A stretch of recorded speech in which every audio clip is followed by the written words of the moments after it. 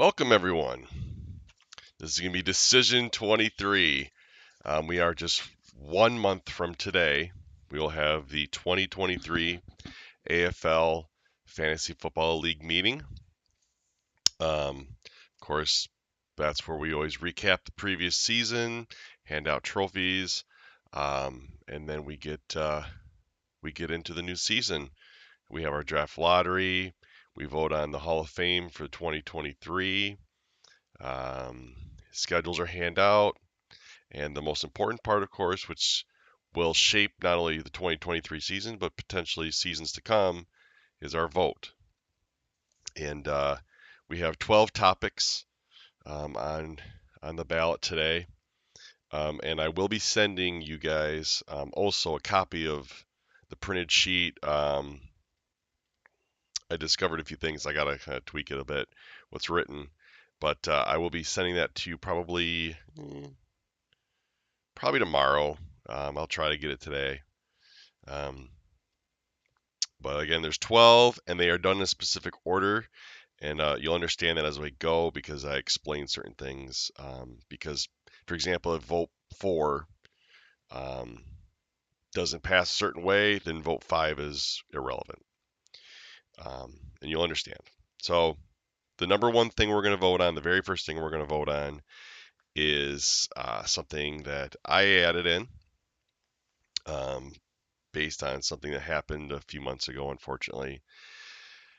So I would like to see us rename the championship trophy. Now, of course, anyone who's ever gotten it knows what it says. It says American Football League champion. It'll have the year, and then at the bottom will have their name. And all that would still remain on there, except it wouldn't say American Football League. It would just say AFL champion.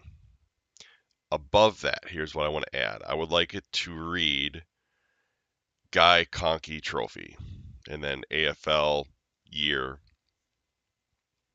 champion underneath that, and then at the very bottom it'd be the name. So this is a yes or no. I think this is a cool way to pay homage to someone who was a crucial part of our league. He offered a lot to our league as far as not only being an awesome person, and creating bonds with, I think, several people in our league.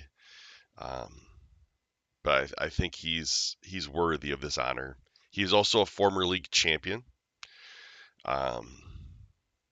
This is something I would like to see happen. So, and if someone says I don't think that's cool, I would totally understand that as well. It's one of those touchy subjects, I get, but that's something I would like to, as a commissioner, I would like to bestow upon Guy Conkey. So first up is, again, renaming the championship trophy to the Guy Conkey Trophy. All right, so now we get to the stuff that will truly impact the league. So number 2 vote we're going to have is, so back in 2022, we voted to realign our divisions, to do a complete restructure of the divisions. I have had people since that said, did we vote yes on that? Which I said, yes, we did. It did pass. So I've had people come up and ask me, a few people actually have come up and asked for us to revote on the realignment in 2024. So this is also another simple yes or no question. And it's basically, would we still like to realign in 2024? Yes or no?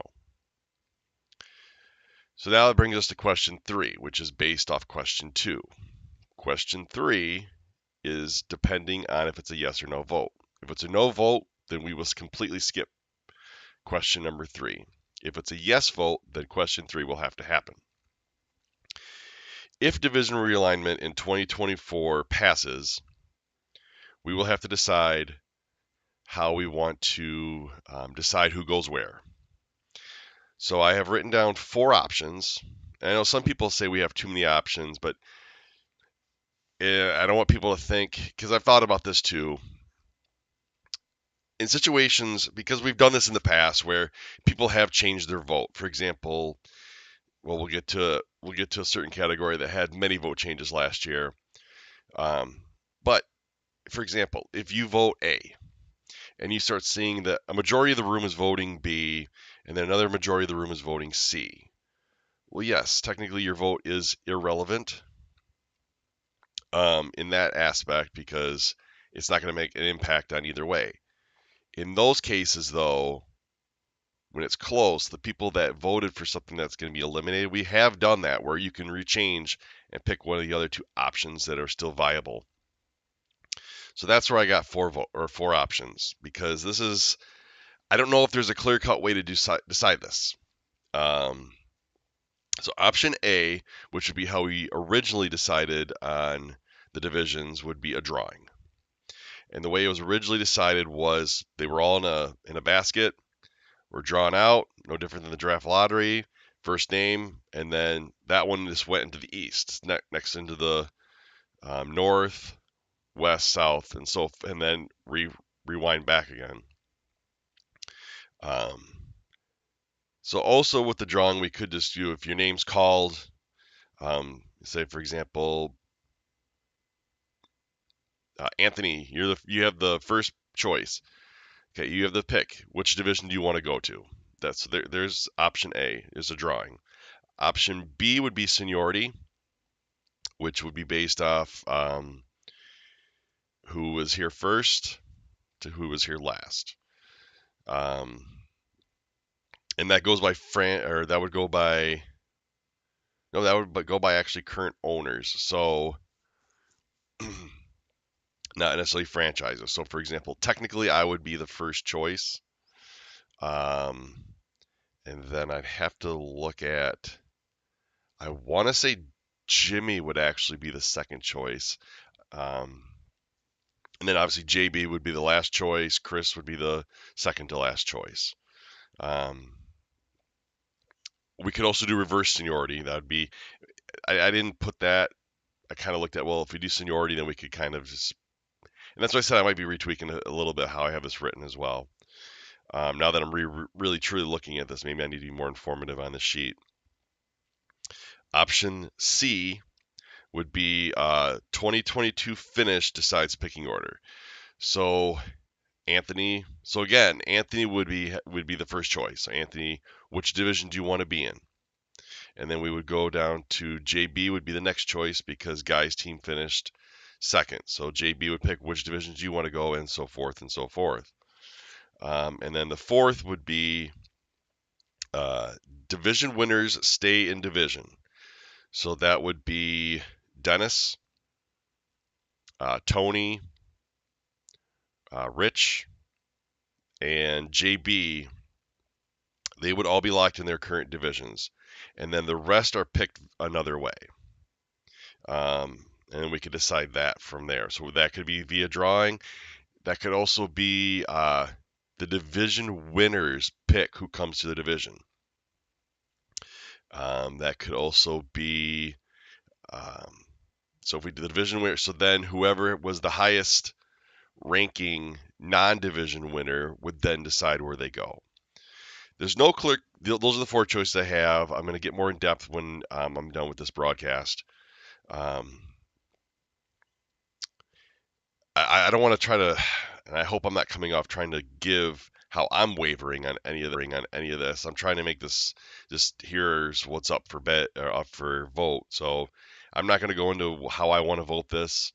But those are the choices. So if in number 2, if we choose to continue the realignment for 2024, number 3 would be how do we decide it? And the options are drawing out of a hat, seniority, the 2022 finish decides the picking order, or division winners stay in their current division. The rest are picked another way.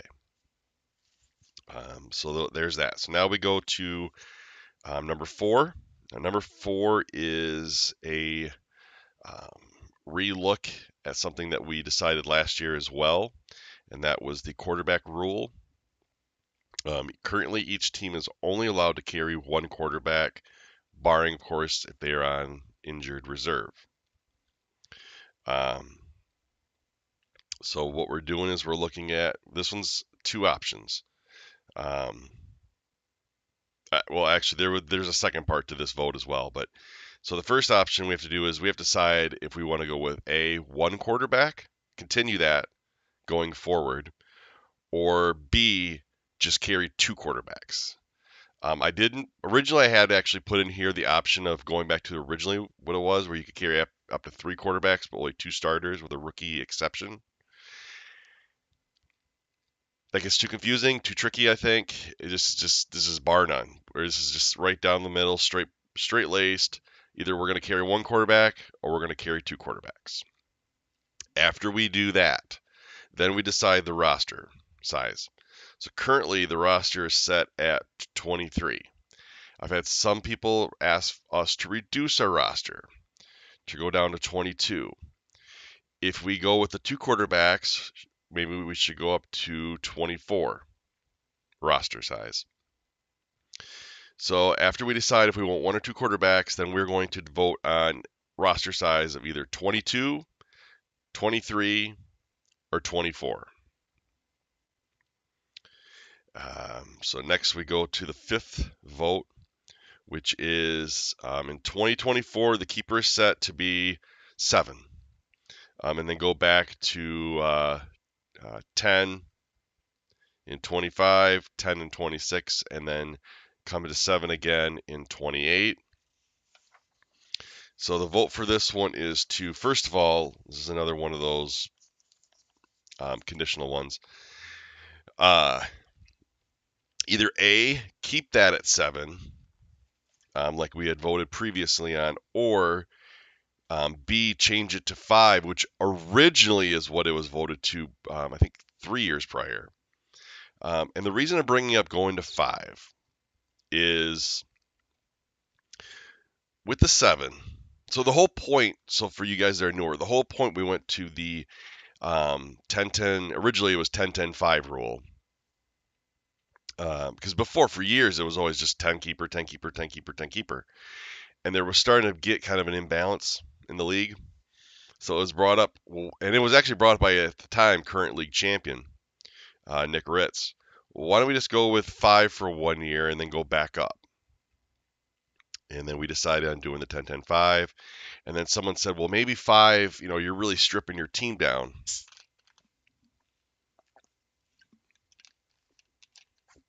Which can be true and it cannot be true. Here's the point, or here's the thing. If you go with 7, you're defeating the purpose of the 10-10-5, or of the whole point of not keeping 10 for a year. By going to 5, more players will be released. So when you keep 7, what's going to happen? There's going to be a lot of individual defensive players released. You're going to have a lot of tight ends released. You're not going to see, any running backs or really good, big name receivers getting out there. If you go to 5, then you're going to see a lot of teams keeping one quarterback. You're going to see a lot of teams keeping 2 running backs, and more than likely 2 receivers. So there's going to be a lot more influx of top talent getting put out there. So that's where it came up with the made me go back to 5. So again, the options on vote number 5 are either A, keep the short year keeper at 7, or go back to 5, or change it to 5. After that vote, then we go to vote 6. Now, vote 6 is on the 10-10 rule. So it's 10-10. Right now, it's 10-10-7. Or if we would decide to it'd be 10-10-5. So either way, so this one is me. So I would like to see us raise the year spread. And then that's also where I think it comes into if we go with the 5. Because if you go with the 5, it does release a bunch of players in. It brings that one big draft up. But then it's still, by going with an extra 10 or so, it will allow for the team not to get stripped down as quickly.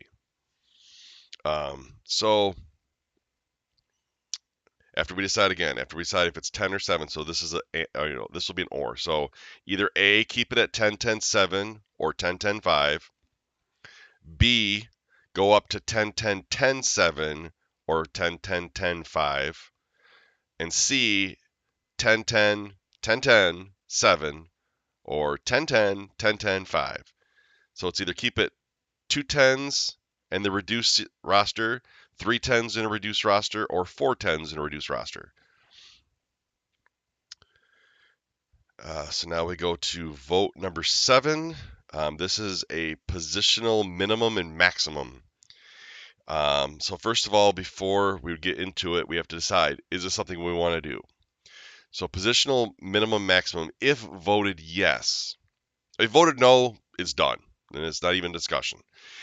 If voted yes, then we would need to decide the minimum and maximum for each position. Now, the quarterback one will be already have been decided, so that one we won't even look at. That won't be a part of this. So, in a previous vote, of course, we'll decide if we want to have one quarterback or two quarterbacks, and that's just how it is. This one would be we would need to decide the minimum and maximum for each position in our league, and so I didn't put any numbers for that. We would, once it's voted yes, then we'll go around and figure it out. Now, in my mind, I look at, for example, running back. I would say the minimum would be 4, the max would be 5. Receiver, the minimum 5, max 6. Tight end, minimum 2, max 3. And same with the defensive positions and kicker. Although I think with kicker we could go with just one. Same with team defense. If you wanted to go with just one for each of those, I don't think that would be a minimum of just one, of course, but you don't have to. You could have the max of 2, but that one you don't have to necessarily carry the 2. So then you could, this way you could take, for example, not carrying 2 kickers, you could turn that into that 5th running back or that 6th wide receiver or that 3rd tight end that everyone is longing for, of course. Next up, we have is trading. So this one has 4 options. And with the trading, here's the thing. We've had a lot of trades, of course, and sometimes I look at them and sometimes I wonder, are there lopsided trades? And I'm sure people could say that about my own trades I've done. You know, is he not giving enough to get what he's getting? So the way we're going to do this is option A is vote on. So there's actually 4 parts to this. Now that I look at it, I forgot.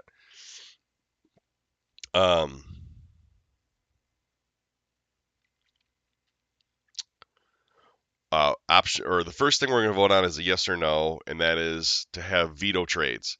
What veto trades is, you would have a certain. So if a trade happens, so Tony and Mark decide to make a trade. Tony's going to trade Mark his first overall or his first round pick to Mark for Mark's last round pick. You know, and some people in the league might say, well, wait a minute, what's going on there? Why would someone want to just give up a first round pick for someone's last round pick? So you may have, you know, there's something funny going on here. So you're gonna have people possibly voting no, say, I don't want to see that happen because there's something goofy about that. Or there's some people that I don't really care. Yeah, if Tony wants to, you know, make that decision, hey, kudos to Mark. So yeah, so it's a yes or no on vetoing trades. If we were to vote yes, then we'd have to come up with a timely. You know, is it a few days? You know, is it a week? I'd say no more than a week, obviously, if a trade is voted. The next thing we're going to vote is the next part is to lock out trades after June 1st. I know there were some people last year, I believe it was, that were surprised that we could do trades after the keeper deadline, which we can currently. You can do trades. There's really technically no lockout at all until it's somewhere in November. It's between November and whenever the league meeting is. That's the lockout period for trades. Well, there's a few days, I think, so June 1st to whenever I announce there's a lockout as well. But so it'd be voting yes or no on locking out trades after June 1st before. So you would not be able to trade until after the draft happens, or actually at the draft itself, because we've done trades in draft. Part C would be, and this is a lot trickier one as well. We have to really look into this one.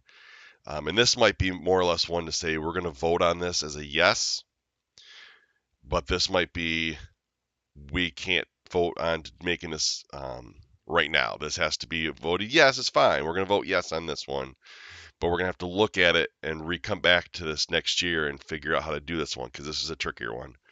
Equal value trading. And I put this would be further discussed. So, for example, in the NBA, I know how they're set up for, not in fantasy, of course, in the actual NBA. To do a trade, you have to have, if you trade one player, let's say you trade, Kyrie Irving, whatever is getting traded to Dallas has to equal his salary. The talent doesn't have to equal, just the salary has to equal. So I was trying to figure out how to come up with an equal value trade. Excuse me. Which actually got me thinking about looking into something to bring back for this year, the XFL, which I would, selectively pick a few of you to be a part of. Just for real, if you don't know what the XFL is, it's our experimental league. It's where we look at things that are possible big changes. We went to individual defensive players. We used the XFL for that. What else did we do? We did something else with the XFL. I don't remember what the other one we did about 3 years ago, but it was 2 years ago. So sometimes there are ways to do a salary cap. So I was thinking about looking into doing the XFL this year with a salary cap option to see how that would look. That has nothing to do with this discussion. But if we did go to a salary cap, then that is one way we could play into the equal value trading. To be honest with you, if we had a salary cap, which of course then we'd have to decide on a salary cap all to itself, it might actually eliminate all these trades anyways because teams wouldn't be possibly able to afford to do those. So that's that. And then the final one would be, which is probably the one I should lead with, but leave trading is as is altogether.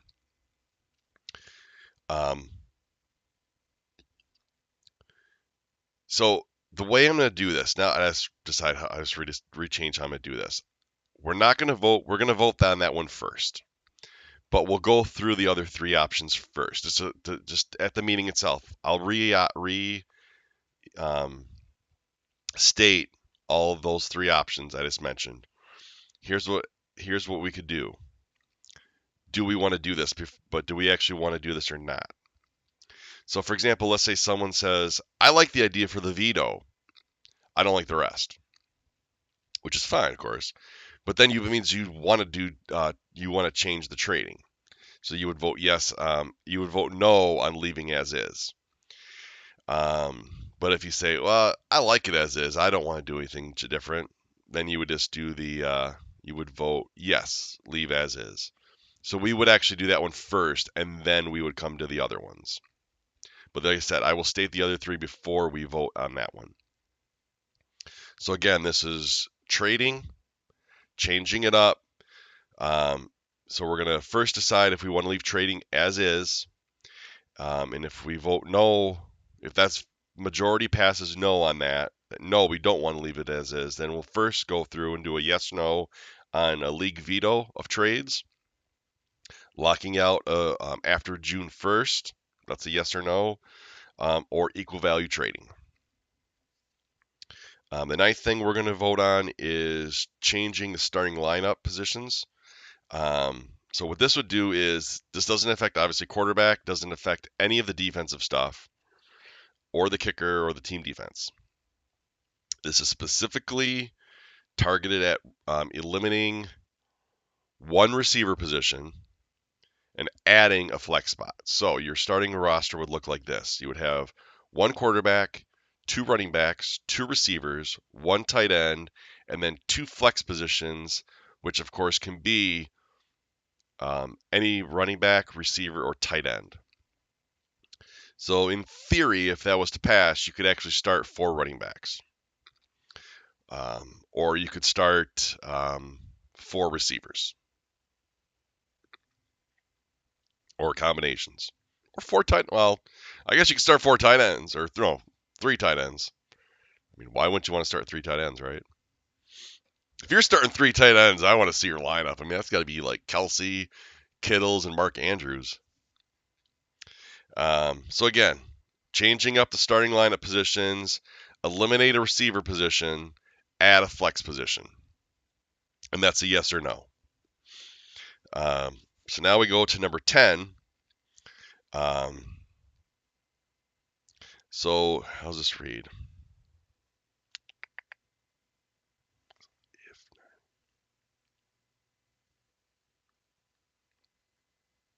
Oh, so if the 9 vote is actually voted no, so no, we don't want to add. We want to leave the third receiver, and we don't want to replace it with a flex. However, it was brought up if 9 is voted no, to just add the second flex position anyways, leaving that third receiver. So then your starting lineup would look like this: a quarterback, two running backs, three receivers, one tight end, and then two flex positions. And of course, that would be a yes or no vote as well. Number 11 was an idea that was brought to me about the draft order. So this one can get a little trickier. So he's got, I don't know if you can, so we would continue the straight draft with, so right now, for you that are newer, our draft goes, if you finish in last place, you have the first pick. Finish in first place, then you have the last overall pick, and everyone lines up accordingly in order. Of course, with the exception of the first 10 picks of the first round, which are draft lottery. So with the first and second round, they would be just a straight draft. Starting with rounds 3 through 7, we would mix it up and go to a snake portion. So really 3 would actually. So whoever had the last pick in the second round would then start the first pick in the third round, and then we'd flip it until you get to, and then in round 8 would go back to straight draft. Of course, that's just an example.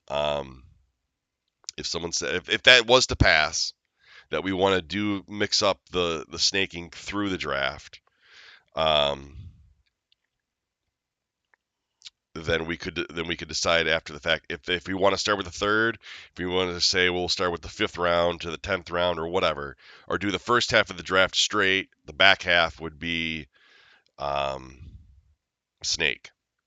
So first we have to decide if do we want to just continue straight draft throughout, or if we want to do the mix up. And then after the mix up, if we decide yes, we want to do that mix up, then we'll decide when do we want to start that. Just understand with the league, for those that are newer, this is a dynasty keeper league, which means the teams that are having those top picks, their team is not as strong as the teams that are on the bottom. So it does impact their ability to come back around. That's why if we were to do this, I would say move it back farther than the third round. Because I'd say those first 4 or 5 rounds, especially the first 3, can really impact a team's growth and turnaround. But just so you know, I'm not against any of these ideas. I hope I'm not trying to sway anyone either way. I'm just trying to give, ideas and facts out there. So again, draft idea, to change up the draft order, starting with possibly starting with a third round, doing a snaking, and then going back. Again, we will decide if do we want to do that or not, and then after that, if it's voted yes, then we'll decide how we want to do it. Number 12 category we're going to do is, and this one comes up every single year. This is the scoring changes. We'll go through all scoring. This is our going in our 10th year. I think it is crucial that we go through every category, and if we need a tweak, we need a tweak. And what I will do is I will send you guys a screenshot of how everything is currently set, so you guys can review it, look over it, and then if you want to jot down if there's anything you'd like to see. So how we'll do the scoring is we'll just break it down and say, okay, we'll break it down by category. So we'll start with passing. Does anyone want to change the passing? If we get a majority that says yes, let's look at passing. Then we'll go down each category, and then we'll vote on each category in the passing category. Same with rushing, receiving, and so forth. So that's how the scoring will go. Which, of course, that could be a more time-consuming one. That's why I want to send those out to you so you guys have the information to look at. Well, here's what we currently are scoring with. And for some, like for example, JB, some of it might come as a shock. Just understand, Guy was a big part of a lot of these choices. And the one thing, just Guy, if he was here, he would say, the one thing that he likes about our league is it is different, it is unique, it's not like anything you're going to find anywhere else, and that's what makes it special. And that's why he was so honored and proud to be a part of our league. And then in closing, we will do an open forum with trade ideas. It was discussed last year. So we'll go around the room. So I'll go owner by owner if they have anything else they'd like to bring up. And those ideas, if passed, would not take effect until 2024. And a lot of this was stemming from that people felt rushed in some of the decisions that were made that were brought up. For example, the divisional realignment vote with the quarterback vote. There were a lot of people that did vote yes, and then very shortly after it was all passed and through, we're like, yeah, maybe I rethought that, and can we change it? And we said, well, no, this is how it's going to be for 2022. We'll revisit it in 23. So that's why I'm going to start doing what I'm doing right now.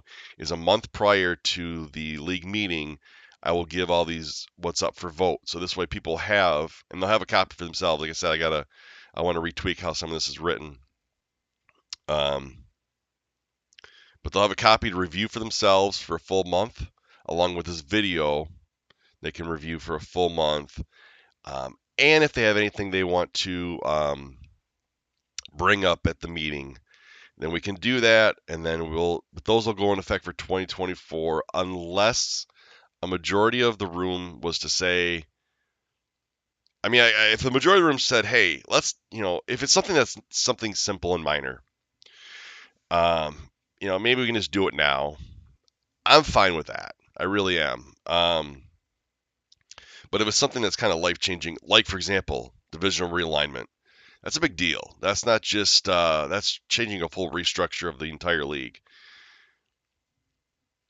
That's something that we need to hold. So this way we can, even though it may have passed, so okay, we're going to pass this right now, but it's not going to take effect to 2024, which means in the 2024 meeting, we can re-look at this and say, is this what we want to do, or is this something we don't want to do, or how do we want to do this, and what's the best way to do this? So that's the 2023 decision. Again, what I will be doing is I will send all of you a copy. You'll get it tomorrow. But you'll get a copy of this. Again, you have this video to watch also.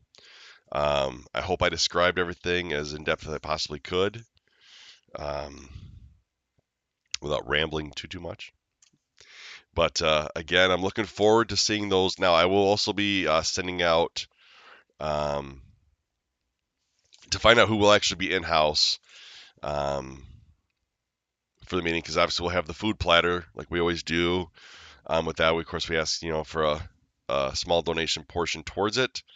We'll do the so for those newer to the league that will be here, it'll be a sandwich platter. It's just meat and cheese tray with buns. You make your own sandwich. We'll probably have beans, something like that, potato chips, those types of things. Of course, our draft punch will be here. It's also, if you want, bring your own beer or beverage of your choice, but there will be a non-alcoholic draft punch that I make here in house. Always seems to be a hit. And then also for you guys that are newer, for the draft for those that'll be here, which for the draft we always hope we have full house. We have yet to have it. We have yet to have all 16 people in this building at the same time. We've gotten close. I think 15 is the most we've ever had. But always hoping to one day have all 16 here. I get that it's harder. Um, we have one in Kentucky, we have one in Iowa, we have one serving for our country, which the last two drafts, and well, basketball too. So last, I think, four drafts. He's drafted from the Middle East, and but again, we're always thankful for Kyle's service to our country, and for all those that are serving with him, we thank them as well. Very honored and proud to call you um, our American brothers and sisters. So with that, join us also. We're going to be doing a free agent free agent preview next Saturday, March 11th. It'll probably start about 8 p.m. Tony Mize will be on hand for that. Ian Rice will be on hand for that. Mark Thompson will be on hand for that. And I'm trying to arrange for a one more to be on hand, so we'll have a panel of 5. And if you want, go back to the archives. We didn't do one last year.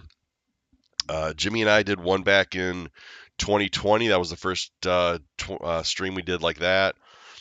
And then in 2021, I actually just went and watched it. And it was actually kind of funny, some of the things that how they may have not played out right in that 2021, but how some of it actually did play out going forward. There was huge discussion on the Russell Wilson trade. That, of course, ended up happening last year. And it was just so funny looking at how some of the things were hit. Going back to that 21, that was Tony, Guy, and myself. Like I said, I watched it. It was really worth the watch. It was like 3.5 hours. I listened to it at work. We were in the hand assembly area, so kind of boring. So I put the headphones on, listened to that one. But it was worth it. It really was. It was entertaining. Which I hope anyone who watches these, I hope you are somewhat entertained. Obviously, this isn't really meant for entertainment, what I'm doing right now. But when we do those big streams, like the free agent previews and the draft previews and the live draft, those are meant for entertainment. So we do try to be funnier with them and do jokes and those types of things. So again, thank you for watching this, and I'm looking forward to seeing any of you that are here in-house on April 1st. The meeting itself will start at 6 p.m. Everyone will be welcome after. It's usually the time we always tell them to be welcome. You're welcome anytime really after 3:30. I think somewhere at 3:30 or 4, I think is when I'm doing the red carpet stream. Which, for those of you again that are newer, the red carpet stream is it's a pre-stream before our league meeting and before the draft. And as people come in, I try to get them to come up and interview them, get them involved in conversation about how the season was or how the draft could be, or other various topics. Of course, we've had a lot, but Mark's been a part of that. Tony's been a part of that. Guy, Jimmy. We've had some people that participated off camera. Some people I get don't want to be on camera, which I don't understand. We have such a beautiful league. But again, thank you for watching this, and I look forward to, again, seeing all of you 1 month.